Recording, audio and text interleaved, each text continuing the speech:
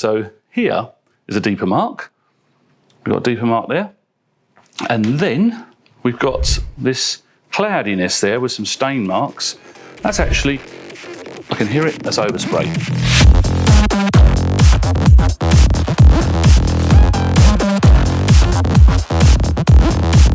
Next defect to look for is overspray.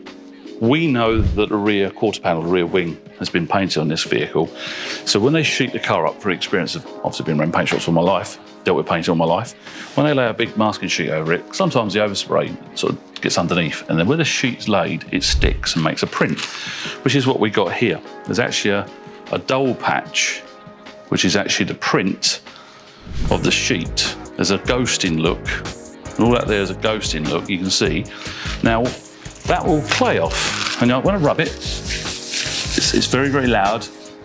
It's quieter. If I go back again, hopefully you can tell that there's quite a massive difference in noise.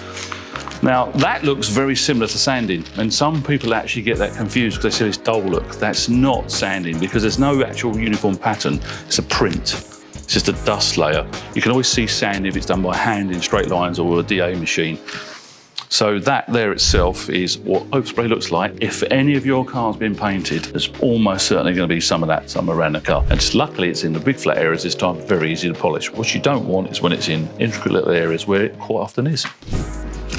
I have some bonus content. I found overspray in those areas I've just described. So I'm going to have to turn around the other way with the camera. So look, so this here is just horrendous overspray. There's even all this ghosting, I call it. There's all this funny patches and ghosting down here. You can see it all there. That is all overspray. So unfortunately, there's a lot of extra work to clay all this away, remove all this overspray. But be careful, always observe and look for it because it's always going to get into the air. I mean, I don't even need the bag there. It's so noisy. But that's what overspray looks like.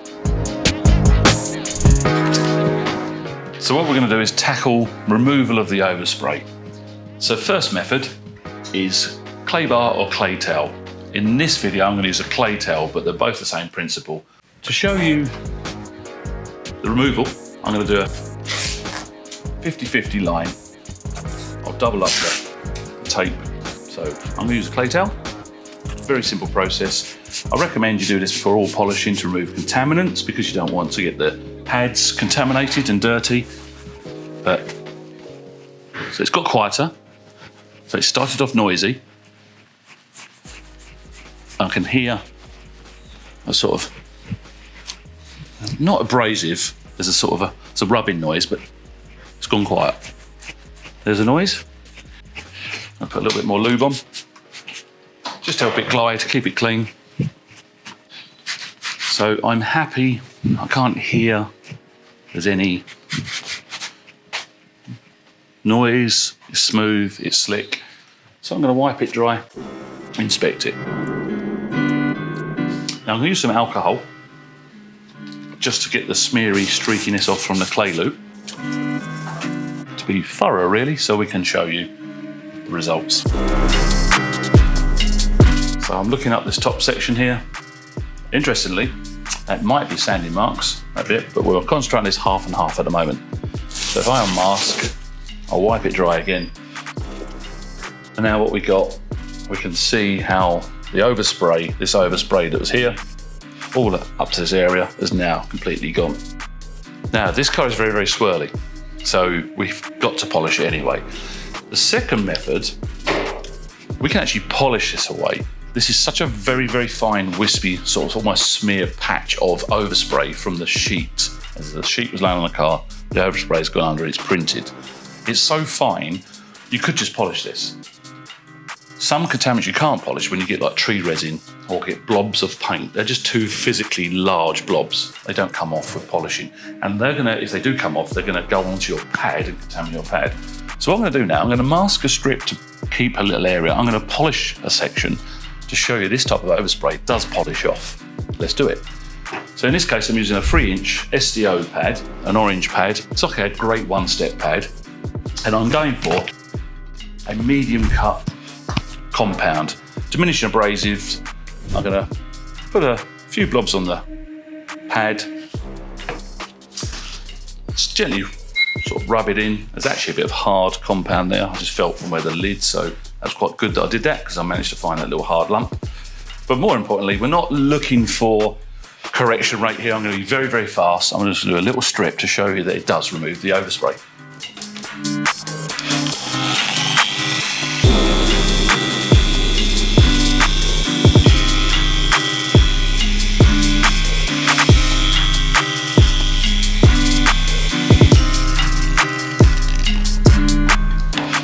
What I'm going to do, I'm going to take the masking tape off because the glue residue, when wiping, you can pick up, and as you use a towel, you push the glue around. What happens is it ends up, I'm going to discard that by the way, because there's the hard compound when I wipe my finger. The glue residue smears over the surface and it becomes all messy, and then you have to try and use glue removers. It just makes yourself go backwards. So I'm going to wipe this dry to start with. A bit of alcohol to really get it clean. So the moment I can show you this has worked well is now. So as I move this light away, I'm going to recap. This little strip here, that is actually overspray, a mist overspray from when the rear panel was painted. So that mist spray there, this side I've clay toweled only to remove the contaminants, and it's clearly worked, but you've got all the swells still there. So what you can see here, that is actually clay marring. That's the clay towel. That's how much it's marred from just the claying process.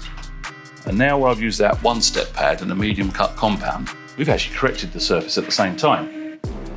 Now, when I said I want a quality brand medium cut compound with diminishing abrasives, is it's managed to correct it and partially refine down.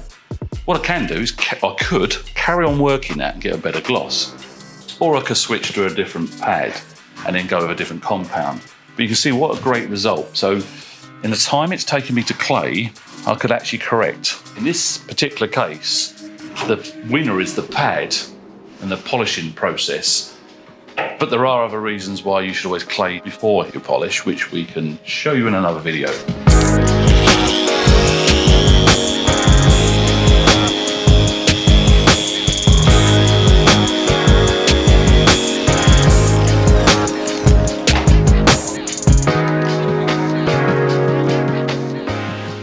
As I thought, 2 passes, I believe, is going to fix sort of 95% of the defects. So I'm going to carry on the rest of the panel. I will wipe it down after 1 pass everywhere. I'm going to inspect it, see if there's any deep marks left, and then go into the second step.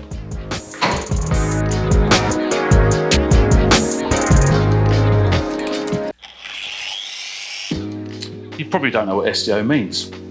We have a great video, the difference between the SDO and HDO. This pad is the perfect partnership with your smaller orbit throws of your random orbital polishers. So anything between a 5mm and 12mm. This happens to be a 12mm.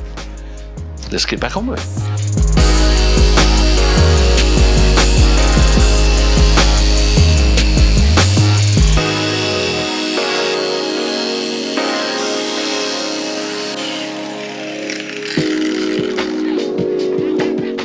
So I've done one complete set. I've been over this now fully and diminished the compound down.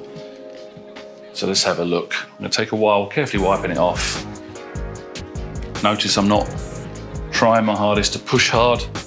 I don't want to, this is a compound still, this residue has still got some sort of cut level. What I don't want to do is just push and jab with my fingertips. So I'm turning the cloth, and then I think it's good practice to switch to a different cloth.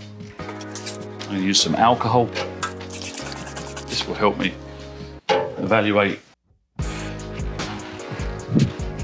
Flip it to the dry side while there's still the solvent there. Wipe the residue off to give you a squeaky clean surface. Now, what we'll do, we'll have a look at what we've achieved. And I did say we're going to need to do 2 passes, but it might not be over the entire panel. Because when we have defects on a surface, there are various depths in the clear coat. There is small amounts of defects, just random ones. So, I mean, there's an area like there hardly needs doing, but then there's a slightly deeper mark there. But I do remember them being deeper marks up this end. Now, the really deep one, or very white one, was there. And that's pretty much gone. My fingertip, I can literally, it used to go in between that smudge down there. So it tells me this pad and combo is perfect for this particular car.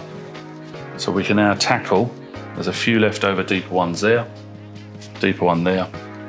So this time I've got to sort of memorise where the worst areas are, because I need to spend a little bit longer there and on the areas that are much better. It's not quite as deep as that, there's one along there. So I'm probably going to just do this completely one more go, one more pass over, but I will concentrate on that area a little bit more. So let's get to it.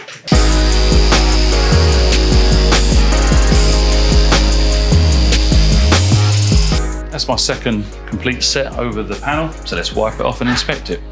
Same procedure as before, taking off the majority of the compound, keep flipping the cloth, turning the cloth over, so we've got a fresh side. Now we're going to use the alcohol. You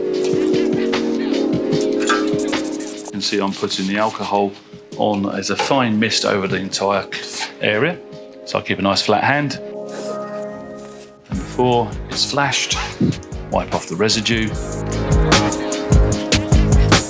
Let's have a look at what we've achieved. Now there's one or two deeper marks. Those could be tackled with, I mean, they're rounded off, they're getting less and less. I have a choice of carrying on with the same pad and compound, or I could even switch to the blue STO as a more aggressive cutting pad for those areas. Compared to what it was like, how swirly it was, all the defects, that's a massive improvement. So there's one more thing we can do. That probably does look quite shiny, and it is, as a great one step. We can go even shinier and glossier by using the black STO pad, finishing foam, with same machine, and we're going to use a jeweling or finishing compound. And I'm just going to do a little patch here, a little strip here, so we can do a 50-50.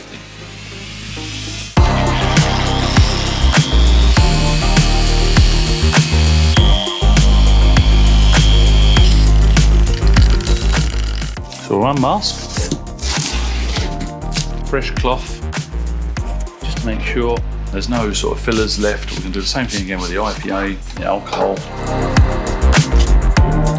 Wondering if the camera's going to pick this up. It's very, very slight. So we've got on the left-hand side where I've gone in with the black pad and the finishing compound. On the right-hand side was the one-step orange pad, both STO. We've got medium cut and diminished down to refine. And we've gone for a jeweling finish. Give us that added gloss. Thanks for watching. As always, don't forget to like, subscribe for more top tips like this. Goodbye.